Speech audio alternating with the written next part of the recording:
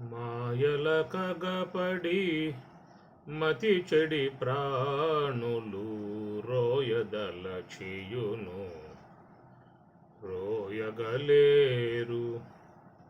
మిసమిస మెరువగా మెల్లన చేరిరి మిసిడి మాని ఫలములు జూచి. రసమని సంసారపు బాలకులిదే విసిగి చేదుగని ఎరుగగలేరు. మాయల కగపడి మతి చెడి ప్రాణులు. సర్వమంగళమాంగళ్యే శివే సర్వార్థసాధకే శరణ్యే త్ర్యంబకే దేవి నారాయణి నమోస్తుతే.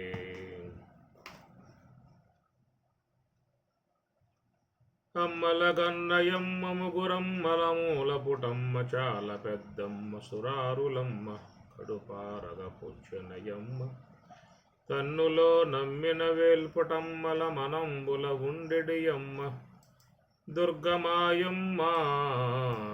శరన్నవరాత్రులు దేవి ఉత్సవములు ఎంతో భక్తిభావం చేసినటువంటి విధానము, అమ్మవారి గురించిన విశేషాలు మనం అధ్యయనం చేసుకుంటూ ఉన్నాం. మరి అన్నపూర్ణావతారముగా సమస్త మానవాళికి చక్కగా అన్ని వేళలా ఎవరెవరికి ఏ ఏ పదార్థాలు కావాలో తాజాగా అందించేటువంటి విధానం. ఫ్రిడ్జుల్లో పెట్టుకోవాల్సిన అవసరం లేదు. ఏ పూట కాపూట తాజాగా అన్నీ కూడా అమ్మవారు ప్రసాదిస్తున్నటువంటి విధానంలో మరి అమ్మవారిని గురించి శంకరాచార్యుల వారు కొనియాడుతున్నటువంటి విధానం.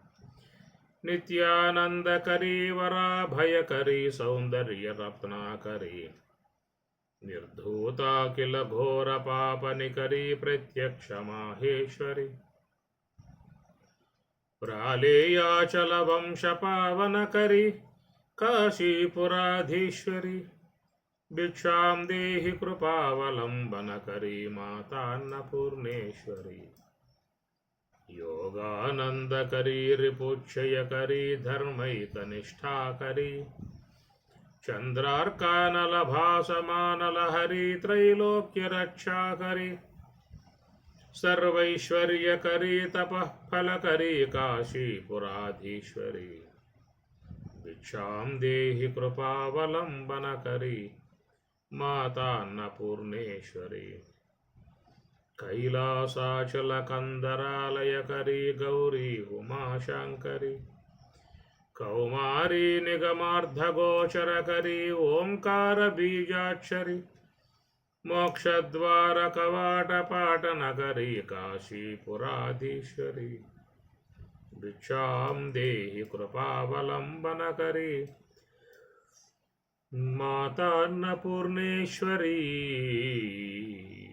అమ్మవారిని గురించి శంకరాచార్యుల వారు ఎంతో అద్భుతముగా విశేషముగా చెప్పుకొస్తున్నటువంటి అంశములు. నిత్యానందకరి, అమ్మవారు నిత్యము కూడా ఆనందాన్ని ప్రసాదించేదిగా ఉన్నది. ఎవరెవరు ఆ జగన్మాతను ఆరాధిస్తారో వారందరికీ కూడా ఆనందాన్ని ప్రసాదిస్తూ ఉంటుంది. ఆనందం పరబ్రహ్మస్వరూపం. ఆనందం బ్రహ్మేతి విజానాత్. ఆనందమయ ఆనందం బ్రహ్మేతి విజానాత్. ఆనందమయ కనుక భగవత్ స్వరూపం ఆనంద స్వరూపం, నిత్యానందం. బ్రహ్మం ఎప్పుడూ కూడా ఆనంద స్వరూపమయ్యే ఉంటుంది. అందువల్ల లోకములు అందరూ కూడా బ్రహ్మం వైపుకే తిరిగి ఉన్నారు. బ్రహ్మమునందున్నటువంటి ఆనందాన్ని పొందటానికై అందరూ కూడా ఇష్టపడుతూ ఉన్నారు. ఏ కార్యం చేసినప్పటికీ కూడా ఆనందాన్ని ఉద్దేశించి అన్ని కార్యాలు చేస్తూ ఉన్నారు. ఒక మాటలో చెప్పాలంటే అందరూ కూడా ఆనందం కోసంగానే జీవిస్తూ ఉన్నారు, అనగా బ్రహ్మం కోసంగా జీవిస్తూ ఉన్నారు. అంటే ఆ బ్రహ్మం కనుక దూరం అయిందా, ఆనందం దూరం అయిందా, ఆ జీవితానికి కూడా ముగింపు చేసుకునే విధానం ఉంటుంది. కాబట్టి అందరూ కూడా విశ్వ పదార్థాల మరి స్వీకరణలో ఆనందాన్ని అపేక్షించి వ్యవహరిస్తూ ఉన్నారు. అట్టి ఆనందాన్ని సమృద్ధిగా సంపూర్ణముగా అందించేటువంటిది అమ్మవారు జగన్మాత. మహాత్ములందరూ కూడా నిత్యానంద భరితులై ఉంటారు.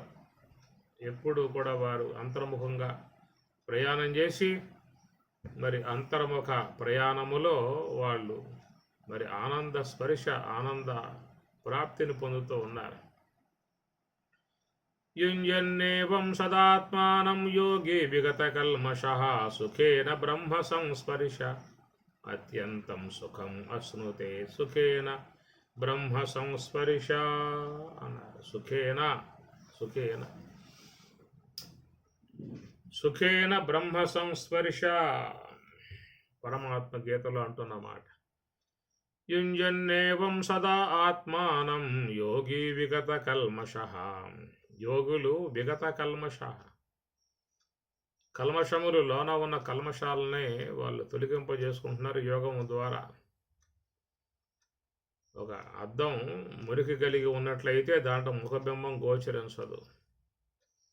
మేఘావృతమై ఉన్నట్లయితే సూర్యుడు మనకి గోచరించాడు. మంచు తెరలు బాగా అల్లుముకుని ఉన్నట్లయితే ఎదురుగా ఉన్న వ్యక్తులు ఎవరో గోచరించే అవకాశం లేదు. ఇట్లా ఉన్నటువంటి ఆవరణం ఉన్నప్పుడు మనకి అది స్పష్టంగా తెలియబడే అవకాశం లేదు. అట్లా మనలో కూడా మరి ఎన్ని ఆవరణాలు ఉన్నాయి. ఈ ఆవరణాలు ఉండటం వల్లే మనం ఆనందానికి దూరులమయ్యాం. ఆనందాన్ని మనం అరులు జాసి ఎట్లా వస్తుంది ఆనందం, ఏ విధంగా వస్తుంది ఆనందం అని చెప్పన్న విధానముగా అందరూ కూడా అది బ్రహ్మము అని తెలియకపోయినా అందరూ బ్రహ్మమునే కోరుకుంటూ ఉన్నారు. చిన్న చితక ముసల ముతక, ధనవంతులు పేదవాళ్ళు, ఈ ప్రకారంగా లోకంలో అందరూ కూడా బ్రహ్మము అనబడేటువంటి ఆనంద స్వరూపాన్ని వైపుకే తిరిగి ఉన్నారు. అందరూ ఆస్తికులే, అందరూ భగవత్ సేవకులే, అనగా భగవదారాధకులు. భగవంతుణ్ణి అర్చించి ఆయన్ని పొందటానికి అందరూ కూడా సిద్ధముగా ఉన్నారు. ఈ ప్రకారంగా మరి చూసుకున్నట్లయితే యోగి విగత కల్మషః, కల్మషాలు ఏవైతే ఉన్నాయో వాటిని యోగి విగత, గత అంటే పోవటం, విగత పూర్తిగా అట్లను తొలగింపజేసుకున్నాడు. కనుక మనసు తెరలు వీడిపోవాలంటే సూర్యుడు ప్రకాశించాలి. సూర్యుడు రానంత వరకే ఈ మంచు తెరలు అనేవి బాగా ఆవహించి ఉంటాయి. సూర్యుడు ఉదయించాడు అంటే మనసు అంతా కూడా కరిగిపోతుంది, తేట తెల్లగా మనకు కనబడతాయి అన్ని వస్తువులు. ఆ ప్రకారంగా లోపల మరి కల్మషములను పడేటువంటి ఈ మంచు తెరలు బాగా లోపల కమ్ముకుని ఉన్నాయి. కాబట్టి మనకి మన యొక్క వాస్తవిక స్వరూపం తెలియకుండా ఉన్నాము. అట్టి మంచు తెరల వంటి ఈ కల్మషములను పడేటువంటి ఆవరణాలు పోవాలని చెప్పనంటే ఏ ప్రకారంగా సూర్యుడు రాగానే మనసు అంతా కరిగిపోయి అంత శుద్ధమవుతుందో అట్లా మనలో కూడా జ్ఞాన సూర్యుడు, జ్ఞాన భాస్కరుడు ఉదయించగలిగితే మనలో ఉన్న కల్మషాలన్నీ కూడా తొలగిపోతాయి. అట్టి వారికి ఆ బ్రహ్మం అనేటువంటిది చక్కగా గోచరించే విధానముగా లోన ఉన్నటువంటి ఓంకార స్వరూపినిగా, బాలా త్రిపుర సుందరిగా, బ్రహ్మచారినిగా అనేక పేర్లతో పిలువబడుతున్నటువంటి ఆ గాయత్రి మాతగా ఉన్నటువంటి అమ్మవారు మహాకారణ స్వరూపిణి, ఓంకారాత్మికమై ఉన్నటువంటి స్వరూపిణి. ఆమె మనకు ఆనందాన్ని ప్రసాదించాల్సి ఉంటుంది. మనకు మనంగా బ్రహ్మం వద్దకు పోలేం. కాబట్టి ఆ బ్రహ్మం వద్దకు చేర్చేటువంటిది ఆ జగన్మాత లోన ఉన్నటువంటి శుద్ధ సాత్విక బ్రహ్మాకార వృత్తి. పసిబిడ్డ వీధిలోకి పోయి అనేక ఆటలలో మునిగిపోతాడు, ఒళ్ళంతా మట్టి కొట్టుకుంటాడు, బట్టలు చిరిగిపోతాయి, జుట్టంతా చింపుర జుట్టు అయిపోతుంది. ఇలాంటి వికారముగా వచ్చినటువంటి బిడ్డను తల్లి దగ్గర తీసుకుని వాటికి చక్కగా స్నానం చేసి పౌడర్ వేసి బొట్టు పెట్టి పూలు పెట్టి దువ్వి అన్ని విధాయకాలుగా వాడిని చక్కదిద్దిన తర్వాత తండ్రికి అప్పచెబుతుంది. అప్పుడు ఆ తండ్రి వాడిని ఎంతో ఆప్యాయతగా పుత్రవాత్సల్యంతో దగ్గరికి తీసుకుంటాడు. కాబట్టి ఈ ప్రకారం వాడు సంస్కరింపజేసేది బిడ్డ. వాడు ఎక్కడెక్కడో తిరిగాడు, ఒళ్ళంతా మట్టి కొట్టుకుపోయింది. అలాగ తిరిగి వచ్చినటువంటి వాడిని చక్కదిద్దిన విధానం తల్లి చేతుల్లో ఉంటుంది. ఆ ప్రకారంగా ఈ జీవుడు అనేటువంటి వాడు కూడా నానా రకాలై ఉన్నటువంటి వ్యవహారాలలో మునుగుతూ ఉన్నాడు. నానా రకాలై ఉన్న కల్మషాలన్నిటినీ కూడా తన మీద పోసుకుంటూ ఉన్నాడు. ఆ ప్రకారంగా కల్మషాల మధ్యలో ఇరుక్కుపోయాడు. ఎట్లా పొట్టు పురుగు చుట్టూ అల్లుకొని దాంట్లో చిక్కుబడి మరణిస్తుందో అలాగా జీవులు కూడా తెలియనితనంతో ఉండి నానా కర్మలను ఆచరించి ఆ కర్మల యొక్క మధ్యలో తగులుకొని నానా దుఃఖాలు నానా భవసాగరాలు ఇదే పరిస్థితిగా వచ్చాడు.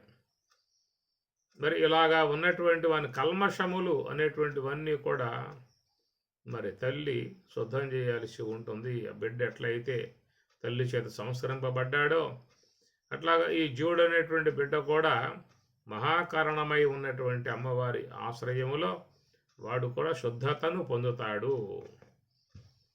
ఆ ప్రకారంగా అనేక జన్మలుగా నానా తిరుగులు తిరుగుతూ నానా కర్మలు ఆచరిస్తూ నానా మార్గాలలో ప్రవర్తిస్తూ ఈ తామసిక రాజసిక సంబంధమై ఉన్నట్టు ప్రవృత్తులు కలిగి కామాది గుణాలను పైన వేసుకొని విజృంభింపజేసుకొని ఇట్లా నానా కర్మలు ఆచరించి ఉన్నటువంటి వాడై లోనన్న అన్ని మాలిన్యములన్నీ కూడా పెరిగిపోయి ఉన్నటువంటి ఆ పసిబాలుడు వంటి ఆ జీవుడు కూడా శుద్ధతను పొందాలంటే అతడు అమ్మవారి చేతికి చిక్కాలి, అమ్మవారి ఒడిలో ఉండాలి.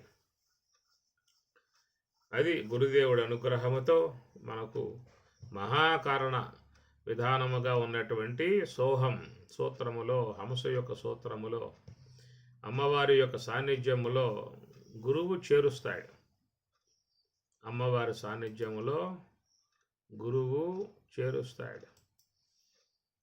అక్కడ ఉండగలిగితే అనేక జన్మలలో తాను చేసుకున్న కర్మలు నానా రకాలై ఉన్నటువంటి యొక్క అనాత్మ సంబంధ వృత్తులు ఇవన్నీ జీవుణ్ణి పట్టి ఉన్నాయి. ఇవన్నీ కూడా అమ్మవారు తొలగింపజేస్తుంది. విగత కల్మష యుంజన్నేవం యుంజన్ వాడు ఉండాలి, అక్కడ ఉండాలి. గురువు చెప్పాడు, నాయన ఇక్కడ ఉండరా, నువ్వు ఎడగ పోమాక ఇక్కడే కూర్చో, శ్వాసగాడే కూర్చో, ఆ శ్వాస గమనాన్నే గుర్తిస్తూ ఉండు, గురుకీలులో ఉండు, నిఘాలో ఉండు అని ఇట్లా చెప్పారు. ఆ ప్రకారంగా ఆ జగన్మాత అమ్మవారు మహాకరణ స్వరూపిణి, ఓంకార స్వరూపిణి, ప్రణవ స్వరూపిణి. ఆమె సన్నిధిలో ఉంటే చాలు అనేక జన్మల కల్మషాలన్నిటినీ కూడా కడిగి వేస్తుంది. విగత కల్మష యోగి యుంజన్నేవం సదా ఆత్మానం. యుంజన్ ఉండవలయును. సదా ఆత్మానం, సదా అంటే ఎల్లప్పుడూ ఉండాలి, అలవాటు చేయాలి మనం. ఆ ప్రకారంగా సదా ఉండగలిగితే చతు దీర్ఘకాల నైరంతర్య సత్కార ఆసేవిత. పతంజలి కూడా నైరంతర్య నిరంతరము అన్నాడు. ఆ ప్రకారంగా మన అలాంటి యొక్క దృష్టిని సంపాదించుకోవాలి. కూర్చున్నా, నుంచున్నా, నడుస్తూ ఉన్నా, ఎక్కడున్నా కానీ మనస్సు అనేది మాత్రం మన అధీనంలో ఉండాలి. అలాంటి ఆ విధానాన్ని మనం ప్రయత్నపూర్వకంగా తెచ్చుకోవాలి. దానికై ఇది రాదు. ప్రయత్నాత్ యతమానహతు యోగి సంశుద్ధ కిల్బిష. ప్రయత్నము అని స్వామి చెప్పారు. కాబట్టి ఆ ప్రకారముగా యుంజన్నేవం సదా ఆత్మానం యోగి విగత కల్మష సుఖేన బ్రహ్మ సంస్పరిశ. చాలా చక్కటి వాక్యం ఇది. ఎప్పుడైతే లోన ఉన్న ఆ జీవుణ్ణి పట్టి ఉన్న కల్మషాలు అన్నీ కూడా విగత కల్మషాలు పోగొట్టబడతాయో అప్పుడు సుఖేన బ్రహ్మ సంస్పరిశ. సుఖేన అనాయాసముగా బ్రహ్మ సంస్పరిశ అత్యంతం సుఖం అశ్నుతే, మిక్కుటమై ఉన్నటువంటి సుఖాన్ని, ఆనందాన్ని ఆ బ్రహ్మ సంస్పర్శ ద్వారా పొందుతున్నాడు అని. ఈ మాట చాలా గొప్ప మాట, చాలా మంచి మాట. దీని యందు పూర్ణ విశ్వాసముతో ఉండి స్వామి చెప్పినట్లుగా సదా ఆత్మానం, ఎల్లవేళలా అమ్మవారి యొక్క సాన్నిధ్యములో ఉండే ప్రయత్నం చేయాలి. మహాకారణమగు హంస యొక్క, సోహం యొక్క ఆశ్రయంలో సదా ఉండగలిగితే అట్టివారు బ్రహ్మము యొక్క ఆనందాన్ని పొందటం జరుగుతుంది. కాబట్టి నిత్యానందకరీ, కరీ అంటే కలగజేసేటువంటిది, కరీ ఈకారాంత స్త్రీలింగం. గౌరీ, అన్నపూర్ణ, అన్నపూర్ణేశ్వరి ఈకారాంత స్త్రీలింగం అది. గౌరీ, గౌర్యౌ, గౌర్య, గౌర్యం, గౌర్యౌ, గౌర్యా, గౌర్యా, గౌరీభ్యం, గౌరీభి. ఈశ్వరి, ఈశ్వర్యౌ, ఈశ్వరి. ఇట్లా ఈకారాంతం గనక కరీ అంటే కలగజేయటం, నిత్యానందకరీ. కాబట్టి ప్రకారముగా మరి అమ్మవారి సాన్నిధ్యంలో ఉన్నట్లయితే ఇన్ని జన్మలుగా ఉన్నటువంటి ఆవరణములన్నీ కూడా మొత్తం తొలగిపోతాయి. ఈ ఆవరణములు ఉన్నంతకాలం మనం ఆత్మ యొక్క పూర్ణానుభవాన్ని పొందే అవకాశం లేదు. మనం చెప్పుకున్నట్లుగా మంచు పొరలు కమ్మి ఉన్నప్పుడు ఎదురుగా ఉన్న వ్యక్తి కనపడడు. మేఘములు దట్టముగా పట్టి ఉన్నప్పుడు ఎంత దేదీప్యమానముగా ప్రకాశిస్తూ సూర్యుడున్నా కానీ మనకు ఆ సూర్యుడు గోచరింపబడడు. ఈ ప్రకారంగా ఆవరణములు లోకంలో చూస్తూ ఉన్నాం. ధూమేనావ్రియతే వహిని యదా దర్శో మలేన చ యదోల్బేన ఆవృతో గర్భ. స్వామివారు కూడా ఉదాహరణ సంబంధంగా చెప్పుకొచ్చాడు. దీన్ని అలంకార శాస్త్రము అంటారు. పుస్తకం ఉన్నది, అలంకార చంద్రోదయం పుస్తకం ఏదో ఉన్నది. దాంట్లో అన్నీ వస్తాయి, అలంకారాలన్నీ, ఉదాహరణలన్నీ దాంట్లో వస్తాయి. అట్లా స్వామివారు కూడా ఇక్కడ ఆవరణం యొక్క విషయం చెబుతూ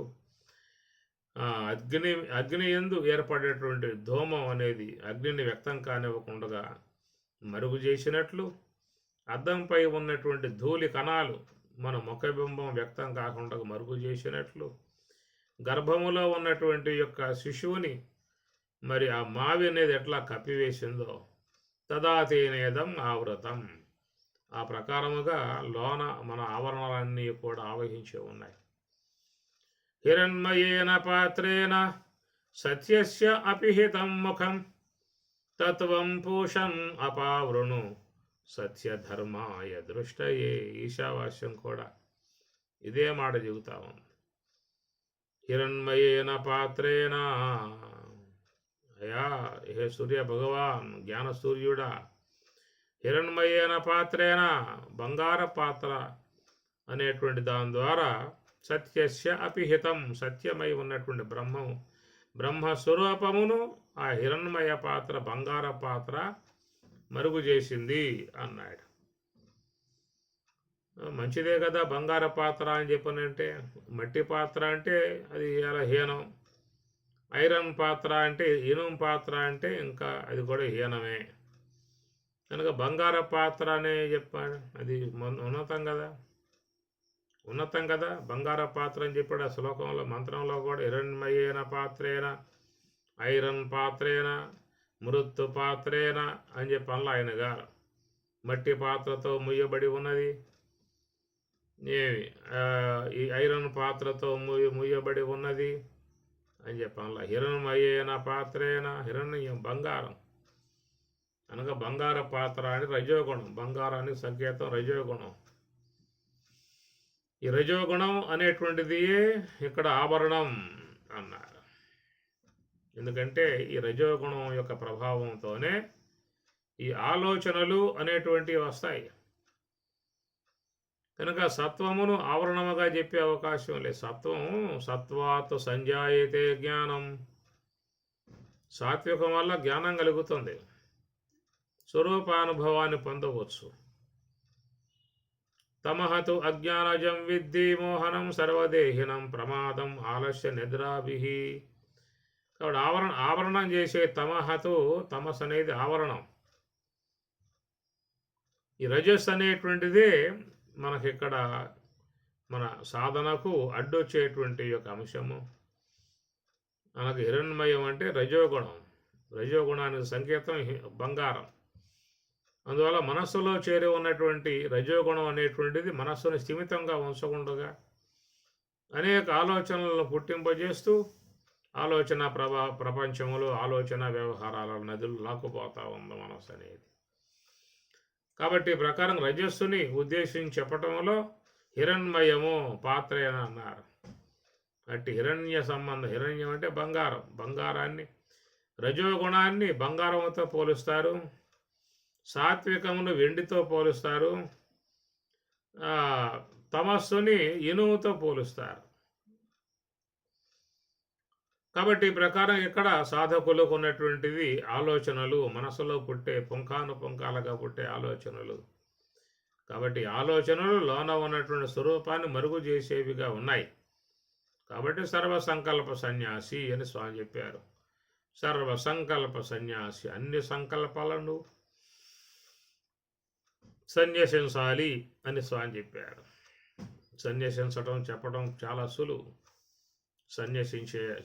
సన్యసించాలంటే ఆ చేసే వాళ్ళకు ఉండేటువంటి పాటలు సామాన్యమైనవి కావు.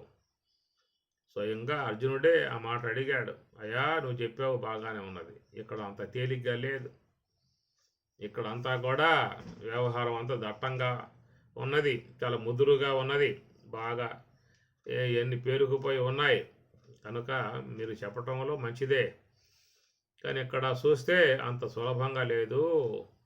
చంచలం హి మనః కృష్ణ ప్రమాది బలవద్రుడం అని అంటాడు అర్జునుడు. ఈ ప్రకారంగా లోన ఉన్న కల్మషాలు సతాయిస్తూ ఉన్నాయి, బయట పారేస్తూ ఉన్నాయి, తోసి పారేస్తూ ఉన్నాయి, ఒక క్షణం కూడా కూర్చోవడం వీలు లేకుండా నెట్టి పారేస్తూ ఉన్నాయి. అన్నీ కూడా ఉండేవు, కూర్చోనేవు.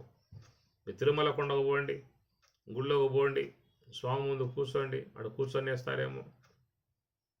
అసలు కూర్చోవటం నుంచొనేస్తారు, అసలు నడుస్తుండగా దోచి పారేస్తారు. ఆ పని వాకిట్లో వచ్చి పడతారు. అట్లాగా ఈ ఆలోచనలు కూడా నెట్టి పారేస్తూ ఉన్న విధానం. కాబట్టి ఇవి ఆవరణం, ఆత్మస్వరూప అనుభవానికి ఇది ఆవరణముగా అడ్డుగా ఉన్న విధానం. కాబట్టే ఈశావాస్యకారుడు బంగారం అనే మాటతో పోలిచి చెప్తూ ఉన్నారు. కనుక బంగారం దానికి లాక్షణికార్థం, అంతరార్థం చూసినట్లయితే, పరమార్థం చూసినట్లయితే అది రజస్సు యొక్క సంబంధమై ఉన్న విధానం. రజస్సు ఎప్పుడూ కూడా రజః కర్మణి భారత. రజస్సు ఏం చేస్తుందంటే కర్మని, కర్మలలో ప్రవర్తింపజేయడం రజస్సు యొక్క విధానం. దానికి ఉన్న కర్మ ఏమిటి? మనస్సుకి సంకల్ప మానసం కర్మ అన్నారు. మనస్సుకు ఉన్నటువంటి కర్మ ఏంటంటే సంకల్ప మానసం కర్మ, దాని కర్మ అన్నమాట. ఎప్పుడు కూడా ఆలోచనలు చేసే విధానం. ఈ ఆలోచన అనేటువంటి విధానం ఉన్నంత వరకు ఆ సత్యస్వరూపాన్ని గుర్తించే అవకాశం లేదు. హిరణ్మయేన పాత్రేన సత్యస్య అపిహితం ముఖం అనగా బ్రహ్మం యొక్క స్వరూపం. ముఖం అంటే బ్రహ్మస్వరూపం అనేది వ్యక్తం కానివ్వకుండా ఈ మనస్సు అనే రజోగుణం, మనసులో చేరిన రజోగుణం అనేక ఆలోచనలు పుట్టింపజేస్తూ ఉన్నది. కాబట్టి బ్రహ్మదేవులు వారిని హిరణ్య గర్భుడు అనే పేరుతో పిలుస్తూ ఉన్నారు. హిరణ్యము అంటే బంగారం అనగా బ్రహ్మదేవుల వారి ఉదరంలో పొట్టలో ఏముందంటే బంగారప నిధులు ఉన్నాయన్నమాట, గనులు ఉన్నాయి అని చెప్పని. హిరణ్య గర్భ ఏమిటంటే దానికి సంకేతం ఈ మనస్సు అనేటువంటిది ఈ హిరణ్యం, బంగారం అనేటువంటి యొక్క రజోగుణాత్మక ప్రవృత్తి అనేటువంటి దాంతో మనస్సు ఎప్పుడు కూడా పోతుంది. కాబట్టి ఇది స్వరూప అనుభవం అనేటువంటి దానికి పెద్ద అడ్డుగోడగా ఉన్నది. హిరణ్మయేన పాత్రేన సత్యస్య అపిహితం. సత్యస్వరూపమై ఉన్నటువంటి ఆనందాత్మికము, స్వప్రకాశము, చేతనాత్మికము, ఈ విధముగా ఉన్నటువంటి ఆ బ్రహ్మము యొక్క స్వరూపాన్నిది అపిహితం, ముయ్యబడి కప్పబడి ఉన్నది. ఇది ప్రధానంగా ఉండేటువంటిది. కాబట్టి మోక్షము అని చెప్పినట్టు ఎక్కడికో పోవటం కాదు.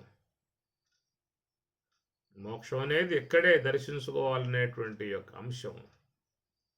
కాబట్టి ఈ ప్రకారముగా ఈ మనసు అనేటువంటి దాంట్లో చేరి ఉన్నటువంటి కల్మషములు మనస్సుని కూర్చొనివ్వటం లేదు. ఏ ప్రకారంగా వ్యక్తిని ఒక భూతం ఆవేశించినప్పుడు మరి ఆ వ్యక్తి స్థిమితంగా ఉంటాడా? అనేక మాటలు మాట్లాడుతూ ఉంటాడు, బిత్రజూపులు చూస్తూ ఉంటాడు, ఎక్కడెక్కడో పరిగెడుతూ ఉంటాడు, ప్రమాదాల్లో పడిపోయే పరిస్థితి ఏర్పడుతూ ఉంటుంది. కనుక లోన ఉన్నటువంటి యొక్క ఆ దోషం వాడిని స్థిమితంగా ఉండనివ్వకుండా తరుముతూ ఉంటుంది అన్నమాట. వాళ్ళు కూర్చోలేరు, ఓ చోట ఉండలేరు. నువ్వు పట్టుకున్నా వాళ్ళు మహావేగముతో పోతారు. ఎందుకంటే లోపల ఉన్నటువంటి దోష కారణంగా. కనుక ఆ వ్యక్తిలో ఉన్న దోషాన్ని కనుక ఎవరైనా తీసివేయగలిగితే అప్పుడు మామూలు స్థాయికి వస్తాడు. అందరితో సఖ్యతగా ఉండి మంచిగా మాట్లాడే విధానం చేస్తాడు. అట్లాగా మరి ఈ మనసు అనేటువంటి దాంట్లో చేరిపోయి ఉన్నటువంటి ఆ దోషం కారణముగా ఇది కూడా స్థిమితముగా ఉండే పరిస్థితి పోయింది. మరి లోన ఉన్నటువంటి ఆ కల్మషాన్ని తొలగింప చేయాలి. ఎవరు ఆ పని చేసేది? ఎవరి వల్ల అవుతుంది? ఒకవేళ ఎవరైనా ఇలా లోన ఉన్న కల్మషాలు, మీ మనసులో చేరి ఉన్న కల్మషాలు, సూక్ష్మదేహంలో ఉన్న కల్మషాలని మొత్తం మేము తీసేస్తాం అనేదిగా ఎవరైనా చెప్పగలిగితే ఆడకపోయి అందరూ కూడా శుద్ధం చేసుకోవచ్చు, క్లీన్ చేసుకోవచ్చు. అలాంటి అవకాశాలు ఇంకా ప్రపంచంలో రాలేదు.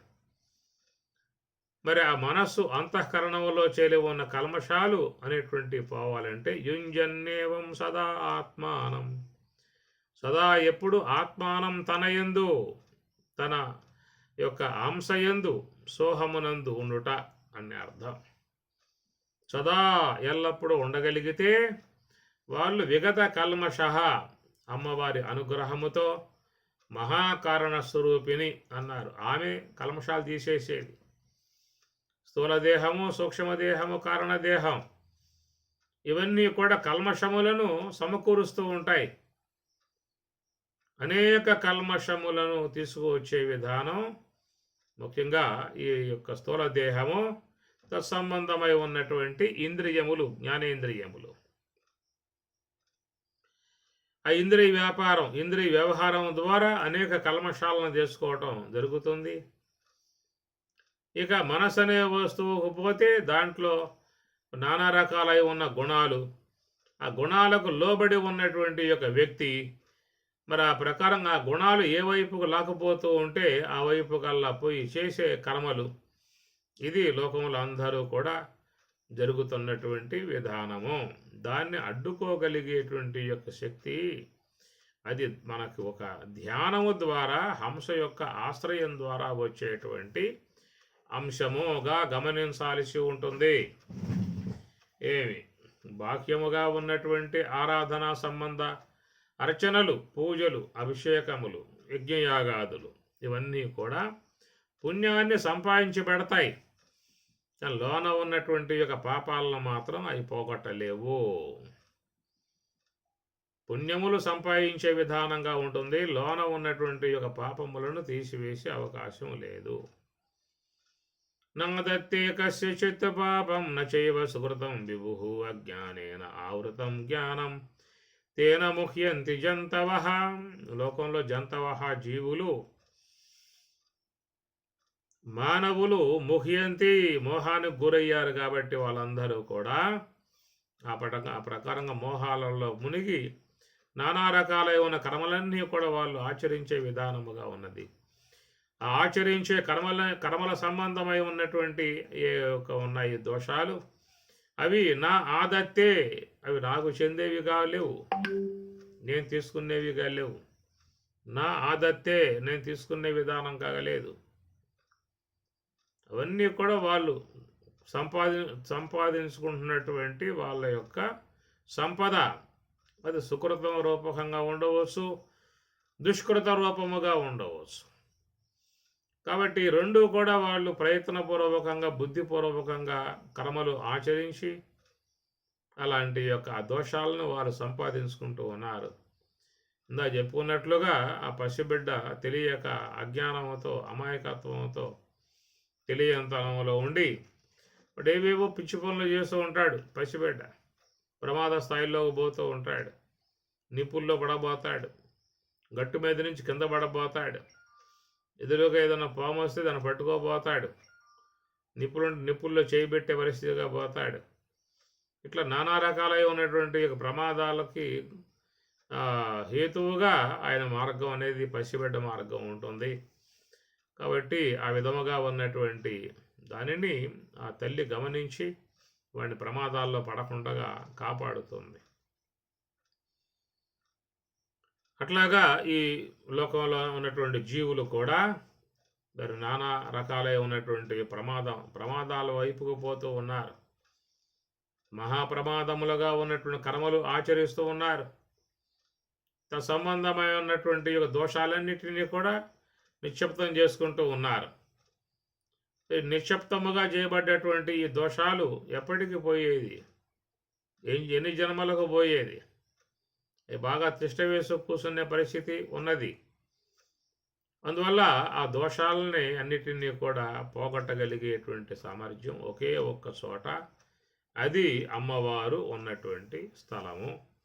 ఎక్కడ అమ్మవారు ఉన్నది అని చెప్పనంటే ఆ యొక్క పృథివ్యాం గ్రాణమితి, పృథివీ యందు.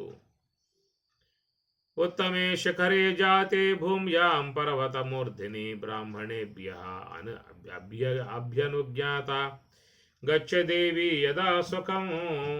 దేవి అంటున్నారు ఇక్కడ. గచ్చ దేవి అమ్మవారు అన్నపూర్ణాదేవి, జ్ఞానస్వరూపిణి, శుద్ధ సాత్విక స్వరూపిణి. ఉత్తమే శిఖరే జాతే, ఉత్తమమైనటువంటి యొక్క శిఖరాగ్రమునందు ఆమె గారు జాతి ఏర్పడి ఉన్నది.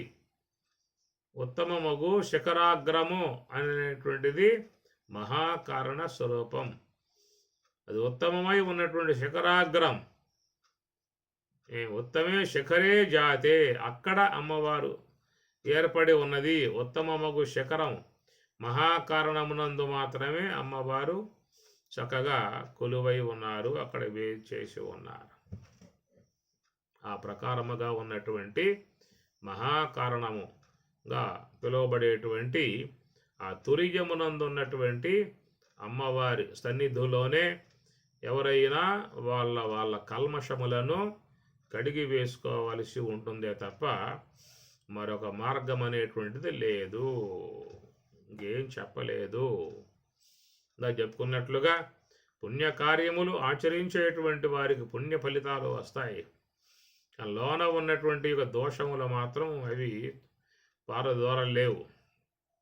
రెండు ఉంటాయి. తర్వాత కాలంలో మరి పుణ్యము ఉంటుంది, పాపము ఉంటుంది, రెండు కూడా ప్రయాణం చేస్తాయి. కాబట్టి ఆట్లను మహాత్ములు విగత కల్మషః, వాళ్ళు తొలగింపజేసుకునే విధానం చేసి, ఆ తొలగింపజేసుకునే విధానం ఎక్కడ ఎడగబోవాలి? తొలగింపజేసుకోవాలని లోపల చేరాయి, సూక్ష్మ దేహంలో చేరాయి. అది ఏదన్నా బయట ఉంటే ఆ బయట ఉన్నటువంటి సౌకర్యముల ద్వారా తొలగింపజేసుకోవచ్చు. పాత్రలకు మాలిన్యం పట్టింది, ఏమి కొంత డబ్బు ఇచ్చామంటే వాళ్ళు వచ్చి శుద్ధం చేసేస్తారు. వస్త్రాలలో మాలిన్యం చేరింది, దాన్ని కూడా వాషింగ్ మెషిన్ల ద్వారా శుద్ధం చేసుకునే సులభప్రాయమైన ప్రక్రియ వచ్చింది. ఏదైనా బంగారం లాంటి లోహాలలో మాలిన్యం చేరినట్లయితే అగ్నితప్తం ద్వారా ఆ దోషాలు తీసేసే విధానం. ఈ ప్రకారముగా కల్మషములు తొలగింపజేసుకునే విధానాలన్నీ కూడా మరి మానవుడు కనిపెట్టాడు. ఆ ప్రకృతి విధానముగా ఉన్నటువంటి యొక్క వాట్ల మాలిన్యాలని అతడు తొలగింపజేసుకుని శుద్ధం చేసుకుంటూ ఉన్నాడు. మరి అంతరములో చేరి ఉన్నటువంటి యొక్క మాలిన్యాల సంగతి ఏమిటి? మరి అంతరములో చేరి ఉన్నటువంటి యొక్క మాలిన్యములు తొలగింపజేయగలిగేటువంటి యొక్క ప్రక్రియ లోకంలో ఎవరైనా ఆ విధంగా ఉండి తొలగింపజేస్తూ ఉన్నారా?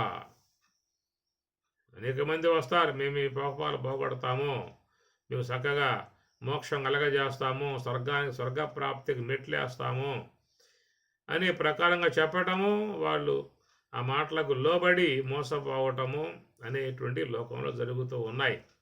చాలామంది ఆ ప్రకారంగా ఏదో మాటలు చెప్పేసి చేస్తున్నటువంటి విధానం. కాబట్టి ఎవ్వరూ కూడా ఆ కల్మషాలు తీసివేయటం కాదు, అది తీసివేయగలిగేటువంటి సామర్థ్యం మహాకారణమునందున్నటువంటి అమ్మవారే తీసివేయాల్సి ఉంటుంది. కాబట్టి నిత్యానందకరీ వరాభయకరీ సౌందర్య రత్నాకరీ నిర్ధూతాకిల ఘోర పాపనికరీ. నిర్ధూత, నిర్ధూత అంటే ఎగరగొట్టబడిన, అఖిల ఘోర పాపనికరి, పాపనికరి లేకుండా చేసేస్తుంది. సూక్ష్మ దేహములో చేరి ఉన్న కల్మషాలని సంపూర్ణముగా లేకుండా చేయగలిగే సామర్థ్యం మహాకారణమునందు ఉన్నటువంటి ఓంకారాత్మకమై ఉన్నటువంటి శుద్ధ సాత్విక బ్రహ్మాకార వృత్తిగా పిలువబడేటువంటి ఆ అమ్మవారు అనుగ్రహము అనేటువంటిది మనం ముఖ్యంగా సంపాదించుకోవాల్సి ఉంటుంది. కాబట్టి ఆయా గుళ్ళలో దేవస్థానాలలో అమ్మవారి విశేష రూపాలను అలంకరింపజేసి చక్కగా ఆరాధన చేసుకుంటూ ఉంటారు. శాకాంబరి అమ్మవారు సందర్భంలో అనేక కూరగాయలతో అలంకరింపజేసే విధానం ఉంటుంది. అట్లా లక్ష్మీ అమ్మవారు అవతారముగా ఉన్నప్పుడు కొత్త కొత్త నోట్లు ఈనాడు కొత్తగా ప్రింట్ అయ్యాయి కాబట్టి అవన్నీ దాచిపెట్టి ఒక అలంకారముగా ఆ డబ్బంతా కూడా అమ్మవారికి అలంకరింపజేస్తారు. ఇదంతా ఒక భక్తి భావన, అది ఉల్లాసముగా సాగేటువంటి యొక్క విధానము. కాబట్టి అవన్నీ కూడా మరి భక్తి కోణంలో చేరి ఉంటాయి, వాళ్ళు ఆరాధించుకుంటూ ఉన్నారు, మంచిది. కానీ ఇక్కడ నిర్ధూతాకిల ఘోర పాపనికరి అన్నారు. ఘోర పాపనికరి, ఘోరాతి ఘోరముగా మహాపాపాది పాపాని గీతాభ్యాసం కరోతి చేత్.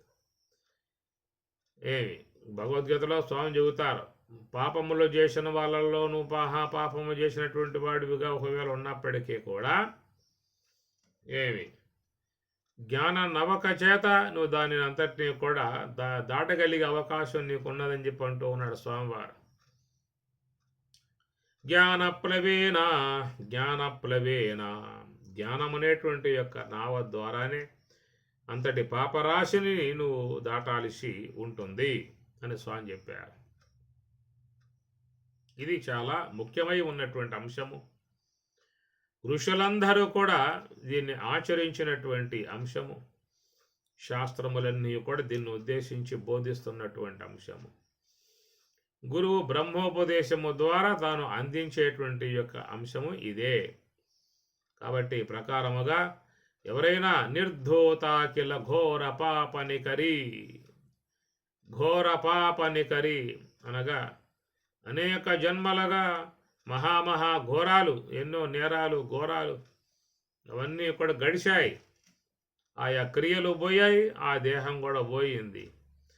కానీ వాటి సంబంధమై ఉన్నటువంటి యొక్క పాపరాశి సూక్ష్మ దేహం అంతా కూడా అలుముకుని ఉన్నది. కల్మషాలన్నీ కూడా మనసు లోపల చెరుగుపోయి ఉన్నాయి. అంటే ఆ కల్మషములు మొత్తం కూడా లేకుండా చేయగలిగే, వాటిని కడగలిగేటువంటి విధానం అమ్మవారు.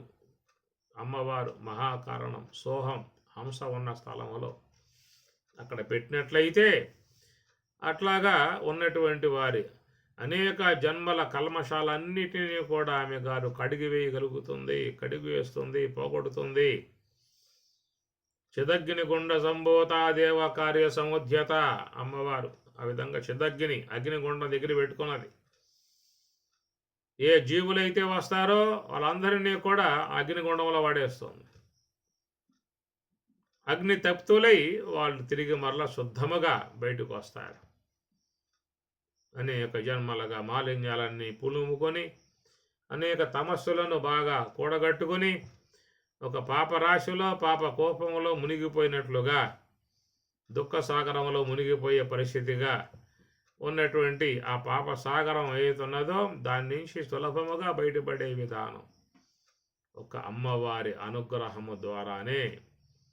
కాబట్టి ఈనాడు విశేషముగా అమ్మవారిని ఆరాధించే ఆరాధన నవరాత్రులు చేసుకునే విధానముగా ఉన్నది అని చెప్పనంటే ఒక భక్తి భావన అందరూ కలిగి ఉన్నా కానీ దాంట్లో ఉన్నటువంటి మూలతత్వాన్ని, గురుతత్వాన్ని, గురుబోధ రహస్యాలను కూడా మనం తెలుసుకోవటానికే అక్కడ అవన్నీ ఏర్పాటు చేశారు.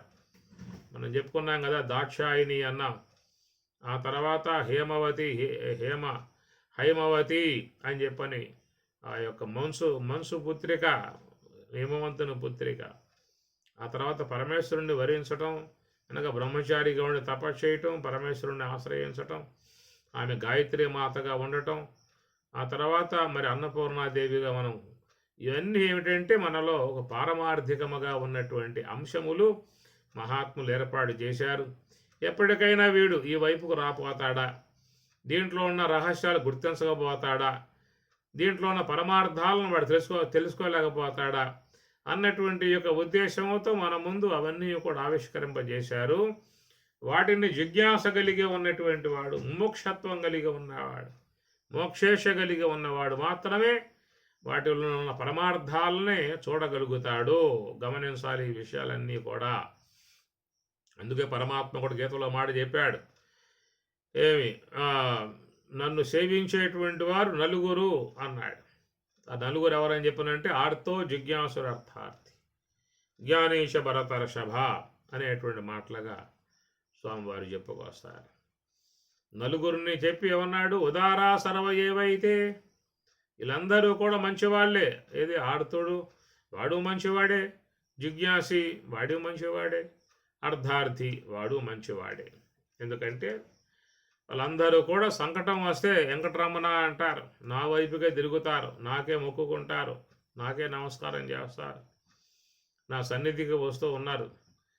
ఈ ప్రకారంగా మరి ఏదైనా బాధలు కలిగితే నన్ను స్మరించే విధానంగా ఉంది కాబట్టి వాడు ఒక రకంగా నాకు భక్తుడే, నా భక్తుడే అని చెప్పన్నాడు. కామోత్కంఠత గోపికల్ భయమునన్ కంసుండు వైరక్రియాది ముఖ్య నృపతుల్. ఈ విధముగా అందరూ కూడా మరి చూసినట్లయితే ఏదో రూపంగా స్వామి వైపుకు తిరిగి ఉన్నట్లుగా మరి ఒక భక్తి భావనగా చెప్పేటువంటి యొక్క అంశం అంతా కూడా ఇక్కడ చూసినట్లయితే జ్ఞాన సంబంధమై ఉన్నటువంటి విధానములో మరి ఈ ప్రకారంగా మరి జిజ్ఞాసులుగా ఉన్నటువంటి వారు, అందువల్ల పరమాత్మ శ్లోకంలో ఆర్తో జిజ్ఞాసు అర్ధార్థి అని చెప్పి అన్నాడు. ఆర్తులను ఒక పక్క పెట్టాడు, అర్ధార్థులను ఒక పక్క పెట్టాడు, మధ్యలో జిజ్ఞాసి అనేటువంటి వాడిని పెట్టాడు. ఎంతకాలం ఉన్నప్పటికీ కూడా వీడు ఆర్తుడుగా అర్ధార్థులుగా ఉన్నా కానీ ఏదో ఒక పూట జిజ్ఞాసుని యొక్క స్థానంలోకి తప్పనిసరిగా వస్తారు. కొంచెం ఆలస్యం కావచ్చు, ఎప్పటికైనా అక్కడికి వస్తారు. జిజ్ఞాస స్థాయి ముముక్షత్వ స్థాయికి రావాలి. మోక్షం ఇత్సుహు ముముక్షు, మోక్షాన్ని అపేక్షించే విధానముగా త్వరగా వచ్చేవాళ్ళు ఉన్నారు, కొంచెం ఆలస్యం చేసుకుని వచ్చేవాళ్ళు ఉన్నారు, ఇక చివరి సమయంలో వచ్చేవాళ్ళు ఉన్నారు. ఈ ప్రకారముగా మరి ఆ యొక్క పరమాత్మ యొక్క ఆశ్రయాన్ని పొందే విధానముగా ముముక్షు అనేటువంటి వాడిని మధ్యలో పెట్టి, ఆర్తుడు అర్ధార్థి ఈ పక్కన పెట్టి స్వామివారు ఏమైనా ఉదారా సర్వ ఏవైతే, వీళ్ళందరూ మంచివారేనాయా, ఒకవేళ బాధలు కలిగితే వెంకటరమణ అని చెప్పి అంటున్నాడుగా వాడు, కాబట్టి ఈ ప్రకారంగా నన్ను తలుస్తున్నాడు కాబట్టి ఈ రకంగా వాడు కూడా ఆ భక్తి కోటిలో చేరినటువంటి వాడు అనేటువంటి ఒక భరోసా స్వామివారు ఇచ్చారు. కాబట్టి ఉదారా సర్వ ఏవైతే సర్వే ఏవా అయితే, వీళ్ళందరూ కూడా ఉదార మంచివారు అన్నాడు. జ్ఞానీతో ఆత్మ ఇవ మే మతం, జ్ఞాని యొక్క విషయంగా చూసినట్లయితే ఆత్మయేవా నేనే అన్నాడు. కాబట్టి నాకు జ్ఞాని వేరుగా లేడు, నేను జ్ఞానికి వేరుగా లేను, ఇద్దరం కూడా ఒకే స్వరూపమై ఉన్నాం. జ్ఞానికి నేను పరోక్షుడగాను, పరోక్షుండుగాడతడు నాకు సుజ్ఞానం విధి అజ్ఞునమదికి కానబడదు తన్ను నన్ను గానమిననగా. తన్ను నన్ను గానమిననగా, తానెవరో నేనెవరో అనే విషయం తెలియకుండా ఉన్నట్లయితే వానికి నా యొక్క స్వరూప విధానం తెలియబడే అవకాశం లేదన్నాడు. కాబట్టి ఈ ప్రకారం జ్ఞానికి నేను వేరుగా లేను, నాకంటే జ్ఞాని వేరుగా లేడు, నాకు అతడు కానీ అతడు నేను కానీ వేరుగా లేవు, ఇద్దరం కూడా ఒకే స్వరూపమై ఉన్నామనే మాట పరమాత్మ 4వ అధ్యాయం గీతలో జ్ఞానీతో ఆత్మ ఏవా మే మతం, నా యొక్క అభిప్రాయం చూసినట్లయితే జ్ఞాని అనగా నివృత్తి మార్గం నందు పయనించి యోగ సమాధిని పొంది ఉన్నటువంటి అట్టి మహాత్ముడు నాకు వేరుగా లేడు. ఎందుకంటే ప్రత్యేగాత్మ పరమాత్మల ఏకమై ఉన్నటువంటి వస్తువు బ్రహ్మం.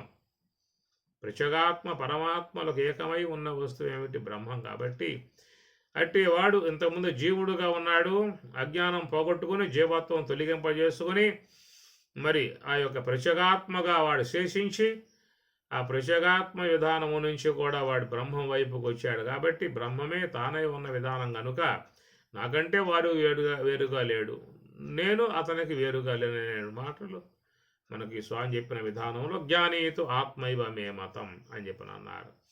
అందుచేత ఆర్తులు అర్ధార్థులు ఈ విశ్వంలో చాలా వరకు ఉన్నటువంటి వాళ్ళు వీళ్ళే. నవరాత్రులలో కూడా ఎక్కువ శాతం అమ్మవారి దగ్గరికి పోయేటువంటి వారు ఎవరైనా చెప్పండి, ఇప్పుడు జిజ్ఞాసులుగా పోతున్నారా, జ్ఞానులై పోతూ ఉన్నారా? నలుగురు అన్నాడుగా స్వామివారు కూడా, చతుర్విధా భజంతే మాం జనా సుకృతిన అర్జున. చతుర్విధ నలుగురుగా ఉన్నారయ్యా. ఆర్తో జిజ్ఞాసురర్ధార్థి జ్ఞాని చ భరతర్షభ. కాబట్టి ప్రకారముగా చూసినట్లయితే 100కి అందరూ కూడా దాదాపుగా ఆర్తులుగానే పోతూ ఉన్నారు, అర్ధార్థులుగా పోతూ ఉన్నారు. ఎవరు దీంట్లో జిజ్ఞాసువులు? చాలా తక్కువగా ఉన్న అంశం జిజ్ఞాసువులు. మరి దాంట్లో ఎవరు జ్ఞానులు? ఇంకా చాలా తక్కువగా ఉన్న అంశం జ్ఞానులు. మరి ఎక్కువగా ఉన్న అంశం ఏమిటి? ఆర్తులు అర్ధార్థులు, వీళ్ళు ఎక్కువగా ఉన్నారన్నమాట. అందువల్లే స్వామివారు అక్కడ చెప్తూ ఉదారా వాళ్ళు మంచివారయ్యా అన్నాడు. ఎందుకంటే చెడ్డవారయ్యా అని అంటాడా స్వామివారు ఏమన్నా? ఆయన ఆ మాట వాడటానికి అవకాశం లేదుగా. మంచివారయ్యా అనాల్సిందే. ఒకవేళ ఆర్తులుగా ఉండి ఓ దేవుడా అని చెప్పనన్నా, ద్రౌపది ఓ కృష్ణ ఈ ప్రకారంగా ఆపదలలో అడుగుతారు. కాబట్టి వాళ్ళందరూ కూడా మంచివారే అని చెప్పని. తర్వాత జిజ్ఞాసి అనేటువంటిది చాలా ఉన్నతమై ఉన్నటువంటి మంచి స్థానం అది. అందువల్ల దాదాపుగా స్వరాజ్యాశ్రమం భక్తులందరూ కూడా ఈ జిజ్ఞాసి అనేటువంటి ఆ పాత్రలోకి, ఆ యొక్క మార్గంలోకి వచ్చేసారు. కనుక జిజ్ఞాసి అంటే ముముక్షు అని చెప్పిన అర్థం. జిజ్ఞాసి అన్న ముముక్షు అన్న ఒకే స్థానంలో చేరి ఉంటారు. వాళ్ళు మోక్షం ఇచ్చుహు ముముక్షు అనేటువంటి విధానముగా ఉంటారు. కాబట్టి మరి వాళ్ళు జిజ్ఞాసి అని చెప్పనంటే ఈ మహాకారణం హంస యొక్క ఆశ్రయములో ఉండేటువంటి వారై గురుదేవుని యొక్క బోధలను అధ్యయనం చేసేటువంటి వారుగా ఉన్నటువంటి వారిని ఆ జిజ్ఞాసు అనేటువంటి మాట చెప్పడం జరుగుతుంది. కేవలం కామ్య సంబంధముగా కోరికలతో అమ్మవార్లను ఆరాధించే విధానముగా ఉన్న వాళ్ళందరూ కూడా ఆర్తులు అర్ధార్థులుగానే చెప్పబడతారు. కాబట్టి వాళ్లకు ఈ 10 రోజులు అమ్మవారిని సేవిస్తారు. ఈ ఉత్సవాలు అయిపోయాయా అని చెప్పనంటే మొత్తం సర్దుబాటు చేసి ఎక్కడ పెట్టేస్తారు. మళ్ళా నవరాత్రుల్లో వస్తేనే ఆ పూట మళ్ళా అమ్మవారు జ్ఞాపకం వచ్చే విధానము ఇది. వాళ్ళ ఇబ్బందులు, వాళ్ళ అవసరములు, వాళ్ళకి కోరుకునే కోరికలు అనుసరించి ఏర్పడినటువంటి భక్తి కాబట్టి దాన్ని స్వామివారు ఆర్తి భక్తి అర్ధార్థి భక్తి అన్నాడు. మధ్యలో జిజ్ఞాస స్థాయి పెట్టాడు. ఆ జిజ్ఞాస అనేటువంటి వాడే గురు సన్నిధికి చేరతాడు. గురువు దగ్గర బ్రహ్మ విద్య వింటాడు. ఆ తర్వాత గురువు యొక్క అనుగ్రహముతో మరి ఆ సోహం అనేటువంటి ఆ మహాకారణాత్మకమై ఉన్నటువంటి గ్రాణమునందు మూలాధార చక్రమునందు తాను ప్రవేశించిన విధానం అవుతుంది. కాబట్టి ఆ సన్నిధిలో ఉన్నటువంటి ఆ జిజ్ఞాసి సమస్త పాపాలను కడుక్కోవటం అనే పనిలో పడ్డాడు వాడు. సమస్త పాపాలను కడుక్కునే పని అంటే అమ్మవారు ఆ పని చేస్తుంది. మహాకరణ స్వరూపిణిగా ఉన్నటువంటి నిర్ధూతాకిల ఘోర పాప నికరి అని శంకరుల వారు ఎంత బాగా చెప్తున్నాడు ఈ విషయాన్ని. నిర్ధూత ఎగరగొట్టబడిన ఉండే అవకాశాలు లేవేక మొత్తం ఉన్న కల్మషాలన్నీ కూడా ఎంత దట్టముగా పెరిగిపోయినా, ఎంత యొక్క మురికిగా పెరిగిపోయినా, ఎంత బాగా ప్రగాఢముగా గట్టిపడి లోన ఉన్నా కానీ అన్నింటినీ కూడా సులభప్రాయంగా కొట్టివేయగలిగేటువంటి యొక్క శక్తి అమ్మవారికి మహాకారణ స్థలములో ఉన్నటువంటి బ్రహ్మచారిణిగా ఉన్నటువంటి గాయత్రి మాతగా ఉన్నటువంటి అమ్మవారు నిర్ధూత అఖిల ఘోర పాపనికరి కనుక ఎవరైనా తన యొక్క సూక్ష్మదేహంలో కల్మషాలు కడుక్కోవాలనే అపేక్ష ఉన్నట్లయితే మాత్రం మహాకారణంలో మాత్రమే కూర్చోవాలి. ఒకవేళ కల్మషాలను బాగా పెంచుకునేటువంటి యొక్క ఉద్దేశం ఉంటే మాత్రం వాళ్ళు ఇంద్రియాల దగ్గర కూర్చోవాలి. అది పెంచుకోవాలన్న అపేక్ష ఉన్న వాళ్ళైతే ఇంద్రియాల వద్ద కూర్చోవాలి. త్రుంచుకోవాలన్న అపేక్ష ఉన్నటువంటి వాళ్ళైతే సోహం దగ్గర కూర్చోవాలి. ఆ సోహం అనేటువంటి కాడే అమ్మవారు అక్కడ హంస గాయత్రి అని చెప్పి అన్నాం కాబట్టి ఆమె గారు అక్కడే నివాసముగా ఉన్నటువంటి స్థలము గనుక మరి ఆ మహాకారణముగా చెప్పేటువంటి ఆమె ఎట్లా ఉన్నది అంటే నిర్ధూతాకిల ఘోర పాప నికరి, సమస్త పాపాలన్నిటినీ కూడా తొలగింపజేయటానికి సిద్ధముగా ఉన్నది. అయితే మనం ఆడకపోవటానికి సిద్ధంగా ఉన్నామా? ఆమె అయితే చక్కగా అక్కడే నివాసయోగ్యముగా పెట్టుకుని ఉన్నది మహాకారణములో. మరి అలాంటి కల్మషములు పోగొట్టడానికి సిద్ధముగా అమ్మవారు ఉన్నా కానీ పోగొట్టుకోవాలనేటువంటి యొక్క అపేక్ష ఉన్నటువంటి వాళ్ళు లోపల ఎంతమంది ఉన్నారు? అది ప్రశ్నాత్మకం. దాదాపుగా చాలామంది ఆ యొక్క విషయమే తెలియదు, దాని మూలాలే తెలియవు. చెప్పేవాళ్ళు కూడా అంత విధానంగా వాళ్ళు కూడా ఏం చెప్పటం లేదు. ఏదో వచ్చిన వాళ్ళు 4 మాటలు తృప్తి కోసంగా మాట్లాడతారు. ఏదో ఇది చేసుకో అని సామాన్య అంశముగా చెప్పే విధానమే కానీ విశేషముగా అంశం రావటం లేదు. కాబట్టి ఈ ప్రకారముగా మరి చూసినట్లయితే సమస్త కల్మషాలను పోగొట్టినటువంటి యొక్క అమ్మవారు ఏం చేస్తుందయ్యా అంటే నిత్యానందకరి కనుక వాళ్ళకి నిత్యము కూడా ఆనందముగా ఉండే విధానం కలగజేస్తుంది. అనిత్యానందం కాదు, నిత్యానందము. విషయ సంప్రాప్తి వల్ల ఏర్పడేటువంటివన్నీ కూడా అనిత్యానందములు. విషయ సంప్రాప్తి అనగా ప్రియ, మోద, ప్రమాదము అన్నారు. అజ్ఞాన సంబంధమై ఉన్న కారణదేహ సంబంధమై ఉన్నటువంటి యొక్క వాట్లను 3 వృత్తులుగా చెప్పుకొచ్చారు. ప్రియ, మోద, ప్రమోదం. ఈ ప్రకారముగా ఈ వృత్తుల ద్వారా లభ్యమయ్యేటువంటి ఆ యొక్క ఆనందం అది ఎంతోసేపు ఉండే విధానం కాదు. కాబట్టి ఇక్కడ చూసినట్లయితే నిత్యానందకరి. ఎందువల్లంటే వాళ్ళు బ్రహ్మ సంస్పర్శ అత్యంతం సుఖం అశ్నుతే. చాలా సూటిగా నిజంగా ఎంత బాగా మనకి ఆ శ్లోకాలు కానీ మంత్రాలు కానీ మహాత్ములు ఇచ్చారో వాటిని మనం మనసు పెట్టి చూసినట్లయితే చక్కటి మార్గం ఏర్పడే అవకాశం ఉంటుంది. అలాంటి దృష్టిని, అలాంటి యొక్క కన్నుని, అలాంటి అవగాహనాత్మక విధానాన్ని సద్గురుదేవులు ప్రసాదించిన అంశం నుంచి మనం ప్రయాణం చేస్తూ ఉన్నాం. కాబట్టి ఆ ప్రకారము నిర్ధూతాకిల ఘోర పాపనికరి ప్రత్యక్ష మాహేశ్వరి కనుక అమ్మవారు అక్కడ ప్రత్యక్షం. ప్రతి అక్షం ఇంద్రియం ప్రత్యక్షం కనుక ప్రత్యక్షముగా కానవస్తుంది. ఆ తురియమునందు మహాత్ములకు దర్శనమిస్తుంది అమ్మవారు. మహాకారణ స్వరూపినిగా, శుద్ధ సాత్విక స్వరూపినిగా, తేజోవంతముగా, ప్రకాశవంతముగా, దేదీప్యమానము వెలిగే విధానముగా, ఆకాశ శరీరం బ్రహ్మసత్యాత్మ ప్రాణారామం మన ఆనందం శాంతి సమృద్ధం ఇది ప్రాచీన యోగ్యోపాస్వ అని ఎంత బాగా చెప్పాడు తైత్రీయంలో. మన ఆనందం, మనస్సు ఎట్లా ఉంటుందా అంటే ఆనందం, మన ఆనందం శాంతి సమృద్ధం అన్నాడు. కాబట్టి ప్రకారముగా మరి అలాంటి యొక్క అనుభవంలోకి మనం ప్రవేశించడానికి గల మార్గం అనేటువంటిది ఒక మహాకారణం నందున్నటువంటి అమ్మవారిని ఆశ్రయిస్తేనే సమస్త కల్మషాలు పోగొడుతుంది. పైగా నిత్యానందకరి, నిత్యము కూడా ఎల్లప్పుడూ కూడా వాళ్ళకి ఆనందాన్ని ప్రసాదించేదిగా అమ్మవారు చక్కగా ఉంటుందనేటువంటి యొక్క మాటను ఎంత బాగా చెప్పాడు నా శంకరాచార్యుల వారు. నిత్యానందకరి వర అభయకరి సౌందర్యరత్నాకరి వర.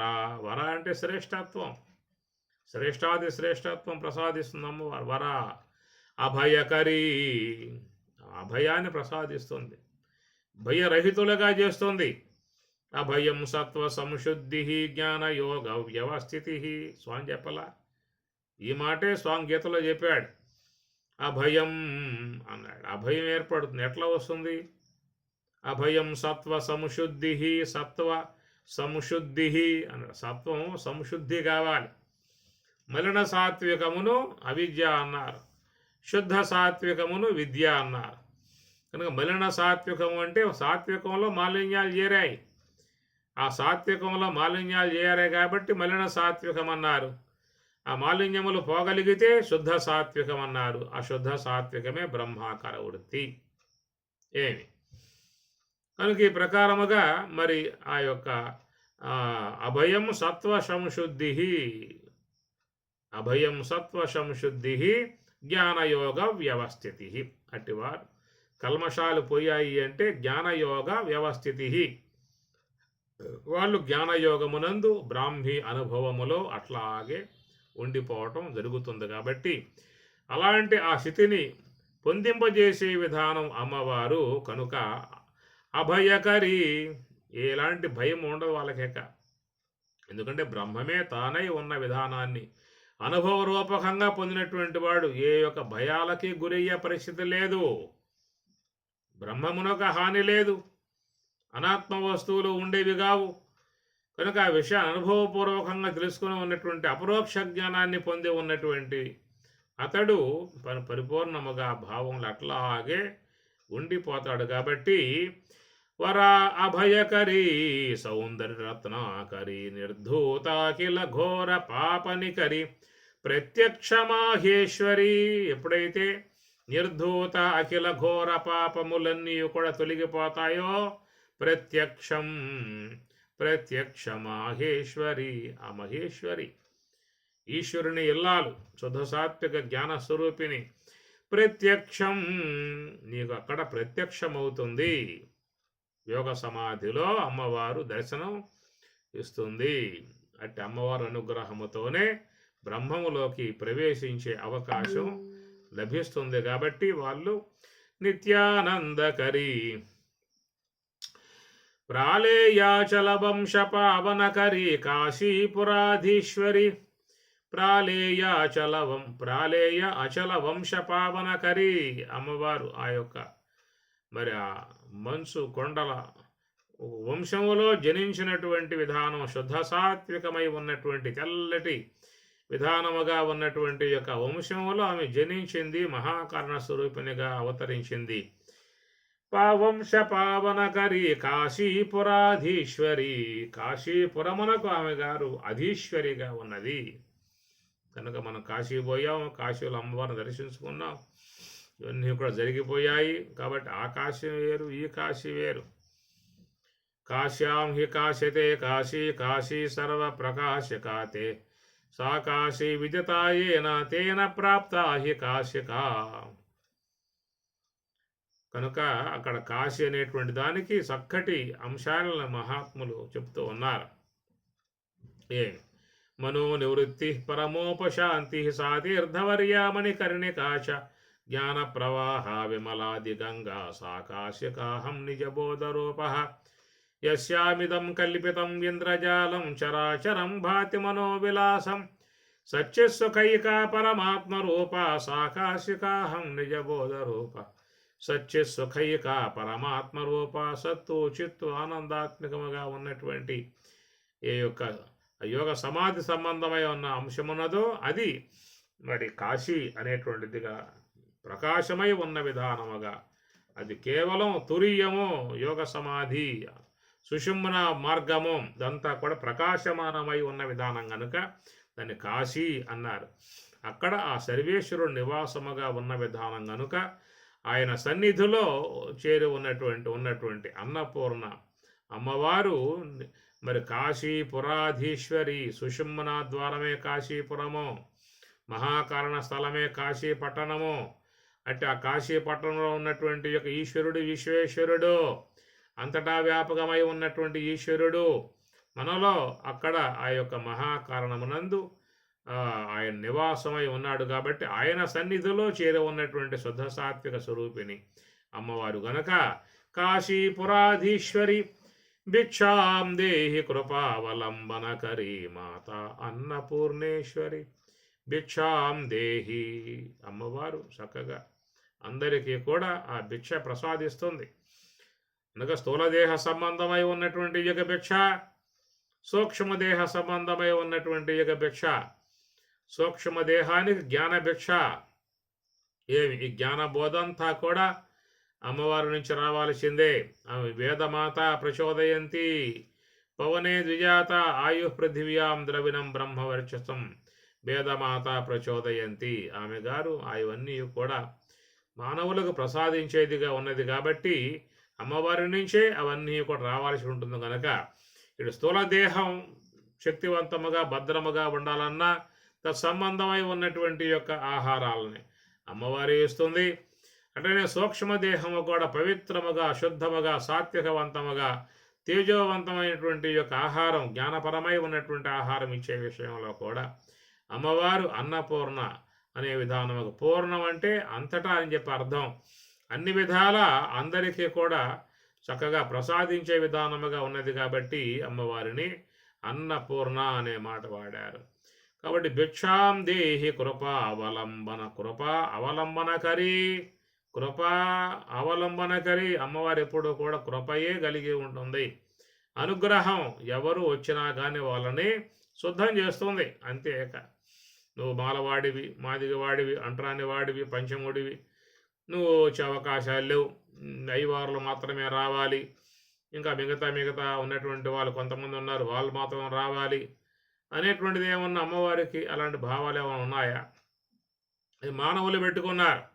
అరే నువ్వు పంచముడివి, హరిజనవాడలో ఉండేటువంటి వాడివి, నువ్వు ఈ పక్కకు రాకూడదు, మా వీధులు తిరగకూడదు, మా గుళ్ళోకి రాకూడదు, మేము చెప్పే మంత్రం వినకూడదు, జపం చేయకూడదు, నువ్వేం చేయడానికి వీల్లేదు అనేటువంటి యొక్క నియమాలు ఇక్కడ పెట్టబడ్డాయి, పెట్టారు. అలాంటిది ఏమన్నా అమ్మవారు పెట్టే విధానంలో ఉన్నదా? కృపావలంబనకరి, మహాకారణమును ఎవరు ఆశ్రయించినా అనుగ్రహిస్తుంది. ప్రతి ఒక్క మానవుని యందు ఆ మహాకారణం ఉన్నది, అనగా ఆ ఘ్రాణం అనబడేటువంటి యొక్క నాసికము ఉన్నది. ఆ నాసికమునందు హంస యొక్క సంచారం ఉన్నది, సోహం అనే అంశం ఉన్నది. ఆ స్థలములో అమ్మవారు ఉన్నది, స్వామివారు ఉన్నారు.